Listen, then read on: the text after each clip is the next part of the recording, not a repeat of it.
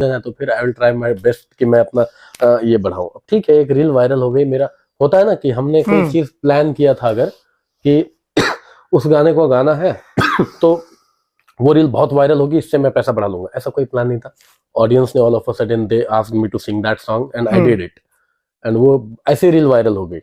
तो हो गई भैया, वो ऊपर वाले का था। उसके लिए मैं चढ़ जाऊं कि नहीं मेरा भैया आप इतने पैसे दो, वो मैं नहीं रखता हूँ वो इंटेंशन। तो आज कुमार सत्यम कितनी मेहनत करता है, कितना रियाज करता है, 24 घंटे में वो कितना गाता है, कितनी प्रैक्टिस करता है? पहले का जो रियाज का था, पहले तो मैं 10-10 घंटे का रियाज आदमी रहा हूँ, लेकिन अब तो मुश्किल है क्योंकि मुंबई एक बहुत ही हसल बसल भाग दौड़ वाला शहर है और वक्त नहीं मिलता है, तो लेकिन फिर भी करता तो हूँ रियाज।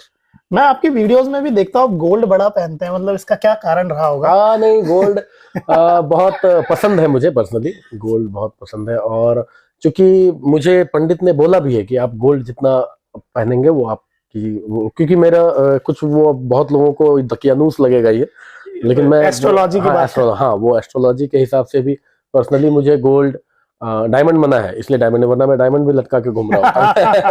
तो वो है क्योंकि गुरु की महादशा है मेरी, मेरा गुरु उच्च का है, सूर्य भी उच्च का है, तो बाकी और जो लोग जानते हैं वो सब। तो जब संघर्ष कर रहे थे तब आपको लगता था कि जब मैं थोड़ा फेमस होऊंगा, पैसा आएगा, तो मैं गोल्ड पहनूंगा? अभी तो पैसा है नहीं, ऐसा नहीं, ऐसा कुछ नहीं था। लेकिन होता है क्या है ना कि चीजें आती जाती है। अब ऐसा नहीं है कि मैं शुरू से बहुत ही गरीब घर से रहा हूँ या ऐसा कुछ, ठीक है बहुत अच्छा था सब कुछ, लेकिन वो एक बचपन से ही सोच थी कि नहीं, पिताजी की कमाई से बस खा पी लो और जिंदगी काटो, शौक अपने पैसे से पूरे करेंगे। क्या लगता है कि एक शायर बनने के लिए, एक सिंगर बनने के लिए, एक छोटे तबके से ऐसे लोग हैं जो सिंगर बनना चाहते हैं, शायर बनना चाहते हैं, कौन से दो बिंदु चाहिए सिंगर या शायर बनने के लिए आपके हिसाब से?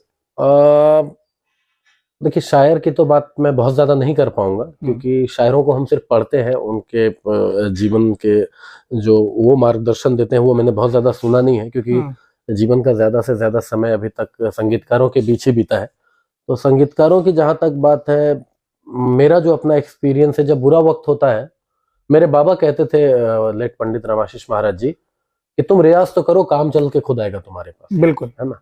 बहुत लोग वो रियाज का फेज पता नहीं कर पाते कितना लंबा है, वो आपको जीवन भर करना पड़ेगा, चाहे आपका वक्त अच्छा हो चाहे बुरा। कुछ लोग डिप्रेशन में आते हैं, क्या करना रियाज करके जब कुछ हो ही नहीं रहा, छोड़ देते, वहीं पे आपको करना है ना। दिस इज द लास्ट, वो एक लास्ट टाइम है जहां पे आपको करना ही है।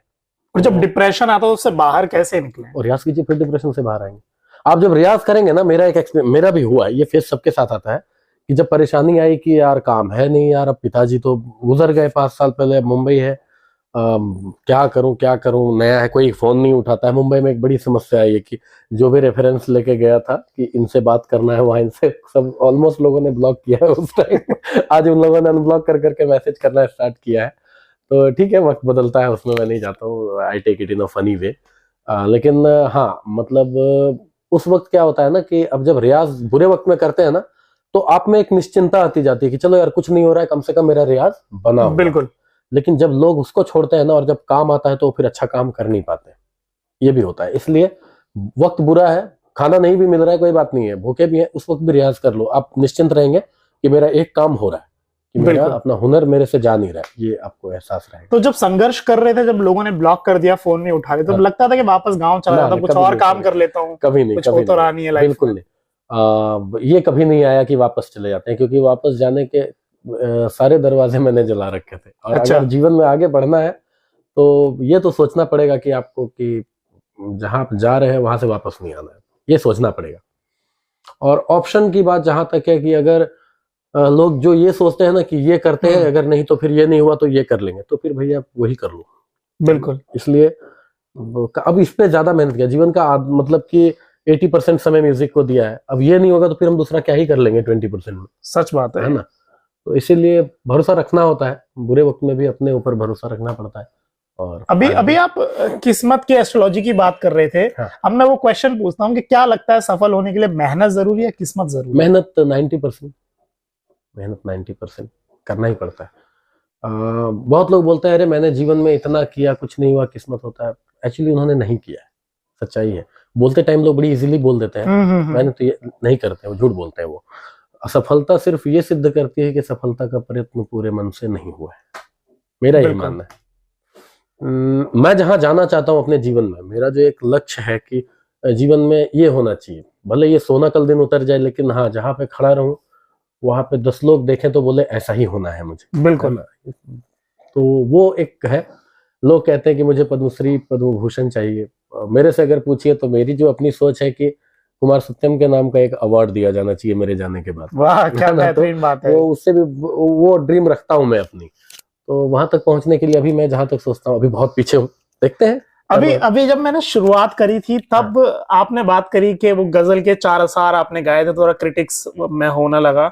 जब और फेमस हो जाएंगे तो वो आलोचना को किस ढंग से लेंगे, कैसे लेंगे आलोचना को? मैं आलोचना को अभी भी पॉजिटिव ले रहा हूँ, कोई दिक्कत नहीं है। वो किसी को लगता है कि मैंने उनकी रचना गा के फेमस हुआ हूं मैं, कोई बात नहीं, जीवन अभी बहुत बड़ा है भैया। जिन लोगों ने बोला है वो लोग भी जिंदा रहेंगे और जिसको बोला है मैं भी जिंदा रहूंगा। तो मैं भी आपको आने वाले समय में प्रूव करूंगा कि मेरा जीवन उतना ही नहीं था, है ना? उसके परे भी मैंने बहुत कुछ अपने बुजुर्गों से सीखा है। आप लोगों को पता चलेगी चीजें, बहुत लोगों को पता भी है, जिन लोगों ने मेरा काम देखा है, जिन लोगों ने मेरा सुना है नजदीक से। आप जैसे अनूप जलोटा साहब की बात किया आपने, कौन नहीं जानता उनको, जो काम उन्होंने भजन पे किया है, मेरा ख्याल है कि आने वाले 200-300 सालों तक और कोई नहीं करेगा वो। तो अनूप जलोटा जी जैसे आर्टिस्ट मुझे खुद 1.5-2 घंटा बैठ के सुना है उन्होंने उनके घर पे। तो इतना तो है ना गर्व की माँ सरस्वती की इतनी तो कृपा है कि उतना बड़ा आर्टिस्ट मुझे बैठ के अगर सुनता है तो तब लगता है अपने बुजुर्गों पे गर्व होता है कि नहीं, सिखाया तो है उन्होंने। तो ये खानदानी रईस है, मिजाज रखते हैं। वो एक लिरिक्स थी, मैंने पढ़ दिया, लोगों तक पहुंच गई, क्योंकि लोग इससे बहुत गुजर रहे हैं। लेकिन मैंने जो सीखा है, मैंने जो किया है, ये हो सकता है इससे भी बड़ा है, इससे भी परे है, आगे कर लेंगे, और भी काम बहुत है। और मेरा आखिरी का भी एक क्वेश्चन ये है कि कुमार सत्यम 5 साल के बाद कहाँ देखता है अपने आप को? अवार्ड वाली बात तो ठीक है, वो तो जब है जब आप चले जाएंगे। हाँ जी, हाँ जी। माशाल्लाह, ना जाए अजर अमर रहे, मैं तो कहता हूं। कहाँ देखते हैं 5 साल के बाद आप अपने आप को?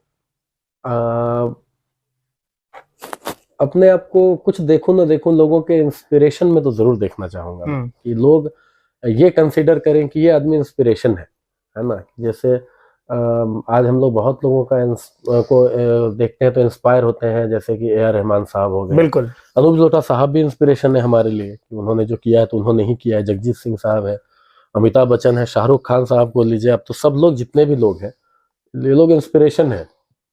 तो कहीं भी रहो, हो सकता है पैसे उतने नहीं रहे, लेकिन लोग ये कहें कि ये आदमी एक इंस्पिरेशन है, ये जरूर चाहूंगा मैं। 5 साल के बाद क्या, वो तो कहें सारी जिंदगी चाहेंगे हम। चलिए, बहुत बहुत शुक्रिया।